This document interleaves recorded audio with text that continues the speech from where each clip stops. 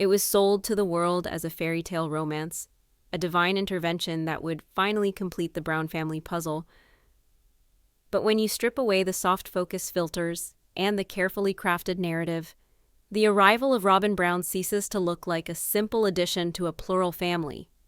Instead, a more chilling and calculated picture emerges. This wasn't an expansion, it was an infiltration.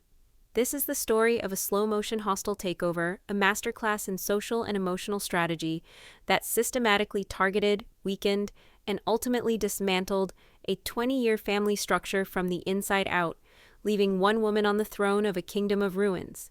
If you're ready to see the game behind the show and uncover the strategic moves that led to the collapse of the Brown family empire, then do me a favor and hit that like button, subscribe to Coco Gossip for more deep dives, and ring that notification bell so you don't miss a single update. You are not going to want to miss what comes next. To truly grasp the brilliance of this alleged takeover, we must first revisit the public image, the carefully constructed persona that was presented to the world in Season 1 of Sister Wives. Robyn Sullivan, a 30-year-old divorced mother of 3, enters the Brown family narrative as a breath of fresh air. She is positioned as the perfect fit, a woman who embodies all the ideals of the polygamist faith with a sweet, almost naive sincerity. She is younger, more conventionally glamorous than the other wives, and she comes with a ready-made story of hardship and redemption.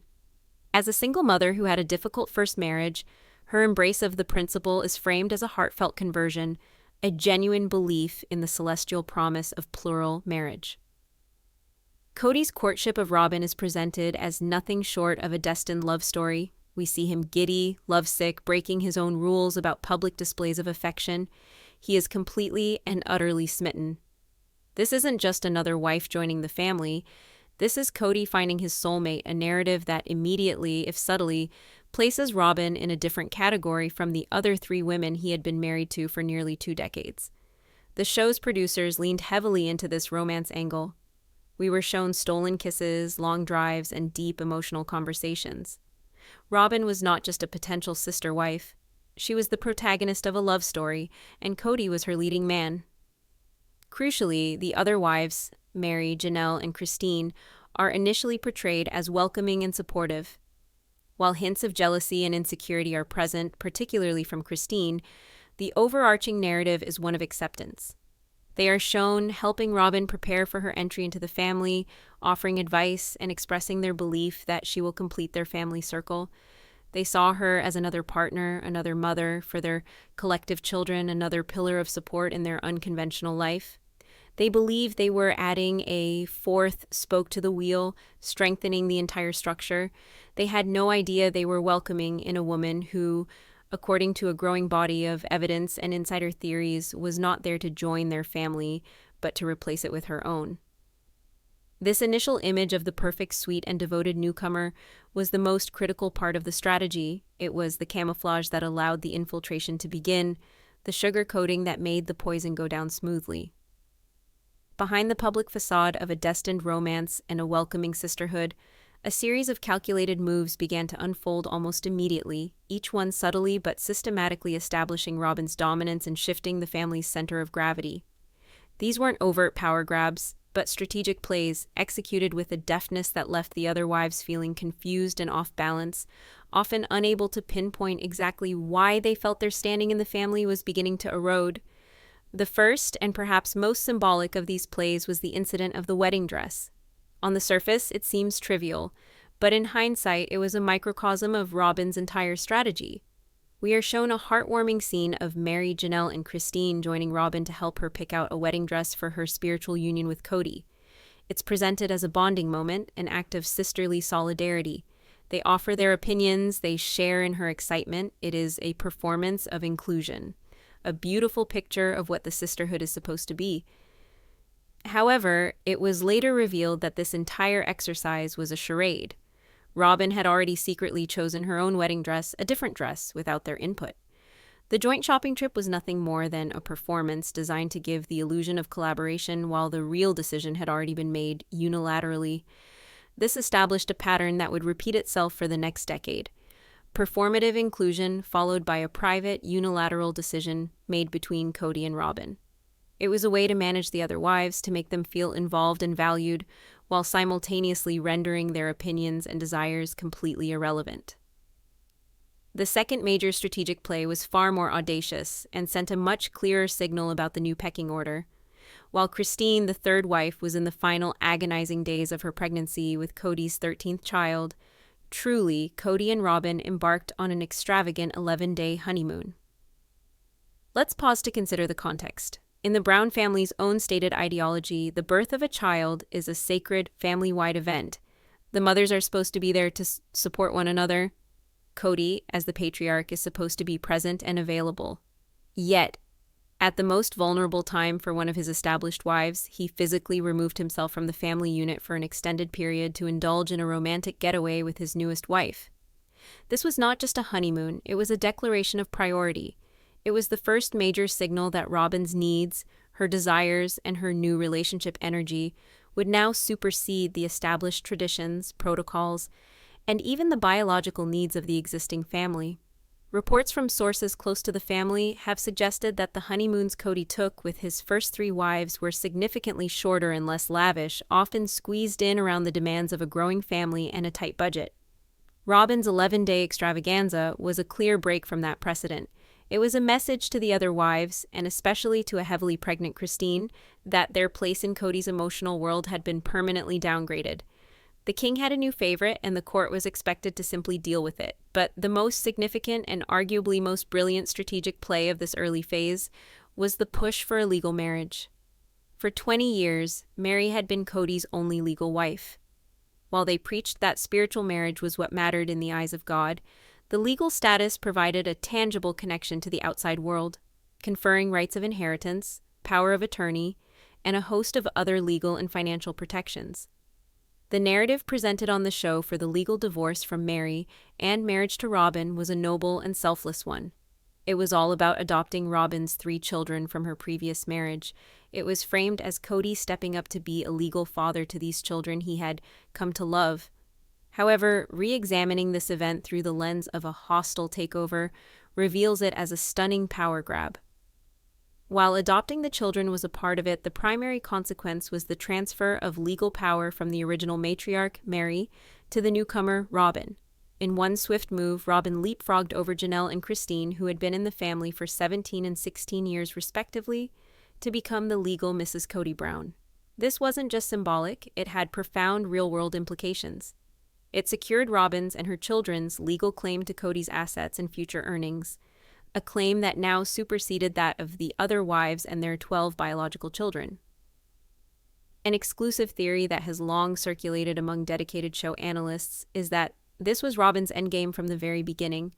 The adoption was the perfect, emotionally resonant justification for a move that was, at its core, about securing power and solidifying her position as the head wife. Meri, who was at a point of deep emotional vulnerability in her relationship with Kody, was convinced to make this enormous sacrifice for the good of the family, a decision she would later come to visibly regret. The speed with which this was executed is also telling. It wasn't a long, drawn-out consideration. It was a swift, decisive action that fundamentally and permanently altered the family's legal and power structure. The queen had not only entered the castle, she had now legally acquired the deed. The takeover was well underway, but the most audacious gambit was yet to come. The catalyst for the final phase of the takeover, the move that would expose the new hierarchy in the most undeniable way, was the sudden and chaotic decision to uproot the entire family from their relatively stable life in Las Vegas and move to Flagstaff, Arizona. In Vegas, the family had achieved a semblance of balance. The 4 adjacent homes on the cul-de-sac provided a functional model of separateness and togetherness. The wives had autonomy in their own homes, but the children could move freely between them. The family was financially stretched but secure. There was no logical reason to leave. Kody presented the move as a moment of divine inspiration, a calling he felt in his gut. He spoke of the magic of Flagstaff and the dream of building one large home on a beautiful piece of land they would call Coyote Pass. It was framed as a spiritual quest, a step towards a more ideal version of their polygamous life. However, evidence from the show itself, along with persistent insider reports, points to a much more practical and self-serving motivation. The entire financially ruinous and emotionally devastating move appears to have been orchestrated to accommodate the college plans of one person, Robyn's eldest son, Dayton. We are shown scenes of Kody and Robyn touring Northern Arizona University in Flagstaff with Dayton. We hear them talk about how important it is for him to be near a university that meets his specific needs.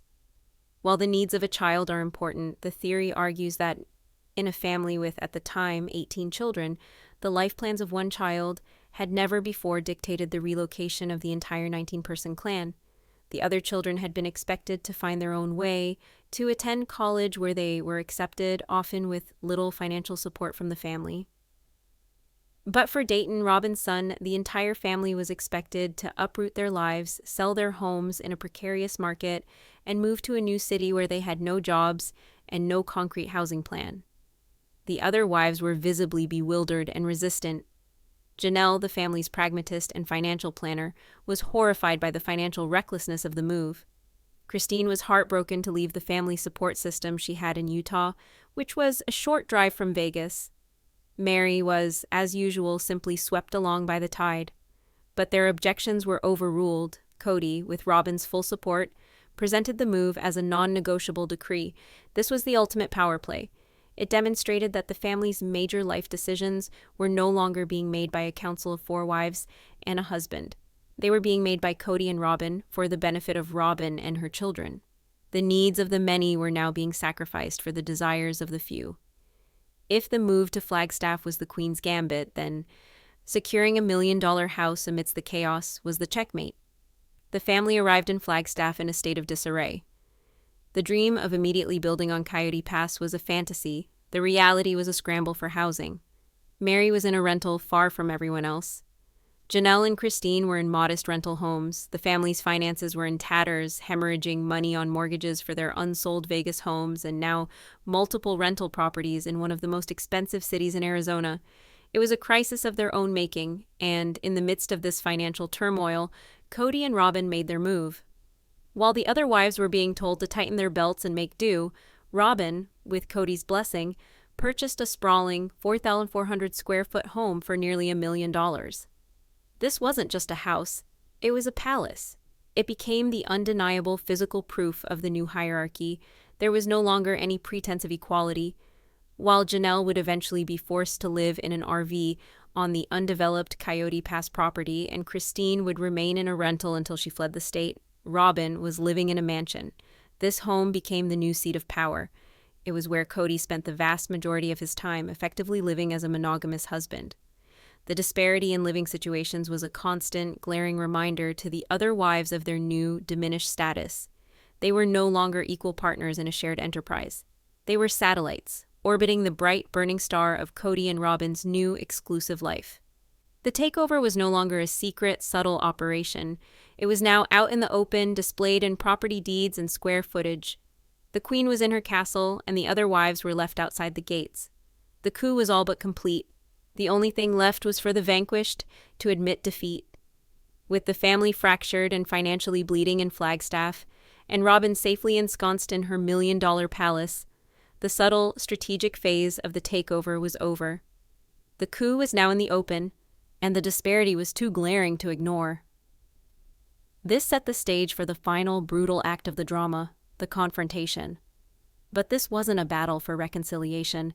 It was the last stand of the original wives, a desperate attempt to resist a palace coup that, in truth, had already succeeded. The resistance was not a coordinated effort, but a series of individual awakenings, led by the wife who had once been the most fervent believer in the family's ideology, Christine. Christine's rebellion began not with a bang, but with a sentence that exposed the psychological depth of her demotion. During one of the endless, agonizing discussions about the family's future on the Coyote Pass property, she famously declared that she would not be a basement wife. This statement was a bombshell. It was the first time a wife had so clearly and publicly articulated the fear of the new hierarchy. Let's dissect the power of those 3 words. A basement, by its very nature, is subservient to the main house. It is underneath, out of sight, often an afterthought. By using this specific analogy, Christine was voicing her realization that in any future one big house scenario, she would not be an equal partner. She would be relegated to a lesser, secondary position, living quite literally under the feet of the main family, the royal family, Kody and Robyn. This wasn't just about floor plans, it was about status. Christine had spent her entire adult life as a cornerstone of the Brown family home. She was the one who made a house a home, the one who filled it with the sounds of children and the smell of fresh-baked rolls. The idea of being relegated to an auxiliary unit, a glorified apartment attached to Robyn's main house, was a visceral rejection of her entire identity. It was a future in which she was no longer a wife in a plural marriage, but a tenant in Robyn's kingdom. Her statement was a direct challenge to the carefully constructed fiction that they were all still equal. It was her drawing a line in the sand, a declaration that she would not willingly participate in her own subjugation. This fear of becoming a basement wife turned the debate over the one big house into the central battleground for the soul of the family. On the surface, the arguments were about architecture and logistics, but underneath, it was a brutal war between two opposing visions of their future. For the original wives, particularly Janelle and Christine, the one big house represented a last, desperate hope to reclaim the unity and communal spirit they had lost since leaving their single home in Lehi, Utah. They envisioned a return to a more integrated life, where children could run freely between the mother's spaces, where resources could be more easily shared, and where the one family concept could be resurrected. It was a nostalgic dream of recapturing a past that was slipping further and further away. But the vision Kody presented, with Robyn's silent but powerful endorsement, was not one of unity. It was a blueprint for a monarchy. His architectural sketches revealed his true intentions. He didn't design a single integrated home with 4 equal wings. He designed a main house with smaller, separate apartments branching off it. It was clear to anyone looking at the plans that one of these spaces was designed to be the primary dwelling, the seat of power, while the others were secondary, almost like guest cottages. A prevailing and highly credible theory is that the largest, most central portion of the home, the one with the best views and the most amenities, was always intended for Robyn. The apartments were for the other wives. This design would have physically cemented the hierarchy they were all feeling emotionally. Robyn would be the lady of the manor, and the other 3 would be the ladies-in-waiting, each tucked away in her own private wing, available when needed, but otherwise separate and unequal. The fights that erupted over these plans were raw and revealing. Christine fought with passion, her arguments rooted in the emotional need for genuine connection and equality. Janelle fought with logic, pointing out the practical and financial flaws in Kody's vision. But their resistance was futile. Their votes, which had once held at least some sway in the family's decision-making process, were now utterly meaningless. We witnessed the complete transformation of Kody from a patriarch who at least paid lip service to collaboration into an autocrat. His mantra shifted from "we are a family and we decide together" to "I am the head of this family, I am the leader, and you will follow." In scene after scene, Kody, often with Robyn sitting by his side as his silent, unwavering support, would shut down any and all dissent. He dismissed Christine's emotional pleas as manipulative. He steamrolled Janelle's logical arguments with rage and indignation. He made it clear that there was no longer a debate to be had. His vision, which was intrinsically tied to Robyn's comfort and primacy, was the only vision that mattered. This was the moment the original 3 wives had to confront the cold, hard truth. They had lost all influence. Their voices were silenced. Their decades of investment, sacrifice, and loyalty counted for nothing. The democracy, however flawed it had always been, was officially dead. The monarchy had been declared and fealty was now demanded, not requested. This realization led to the final, heartbreaking stage of the coup, the abdication. One by one, the original wives came to the conclusion that they could not win a war that had been lost long ago. Their departures were not merely the end of their marriages. They were acts of surrender. They were a formal abdication of their positions in a kingdom that was no longer theirs. Christine was the first to officially abdicate. Her decision to leave was a direct result of Kody's refusal to be a full husband to her and his blatant favoritism toward Robyn. She recognized that to stay would be to accept the role of the basement wife, a role she refused to play. Her departure was a courageous act of self-preservation. a refusal to live as a second-class citizen in her own family. She wasn't just leaving Kody, she was fleeing an occupied territory where she had been stripped of her rights, her voice, and her dignity. Janelle's departure was a slower, more deliberate withdrawal. As the pragmatist, she held on for as long as she could, trying to find a logical path forward. But the financial inequities, the emotional neglect, and Kody's ultimatum to choose between him and her children finally became untenable. Her abdication was a calculated one, a business partner dissolving a partnership that had become toxic and unprofitable. She surrendered her claim to the family she had financially supported for 30 years, realizing that her investment would never yield the returns of love, respect, and partnership she'd been promised. Finally, Meri, who had been spiritually dethroned years prior, made her official exit. Her abdication was a mere formality, the final signature on a document of surrender that had been written long ago. The three original queens had now, one by one, relinquished their thrones, leaving the castle to its new, undisputed ruler.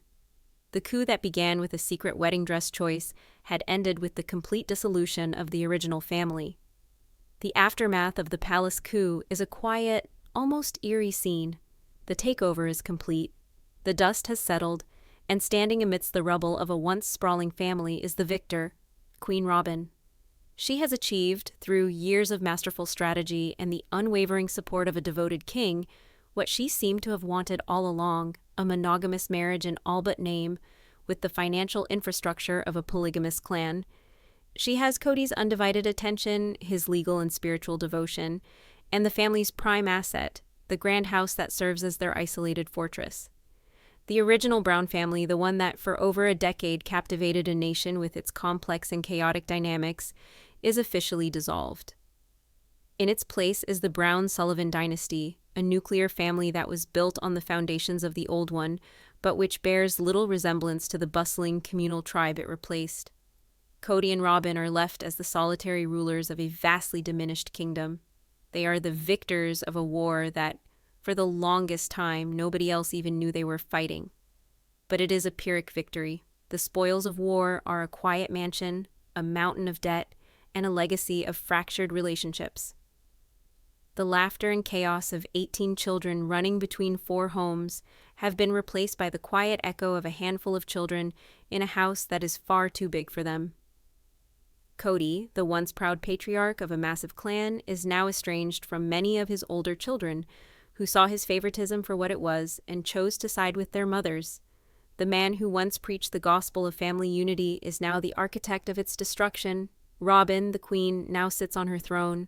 She has the king all to herself. She no longer has to compete for his time or resources. She is the undisputed matriarch. But her kingdom is an empty one. The sisterhood she claimed to cherish is gone. The large, loving family she said she wanted for her children has been dismantled.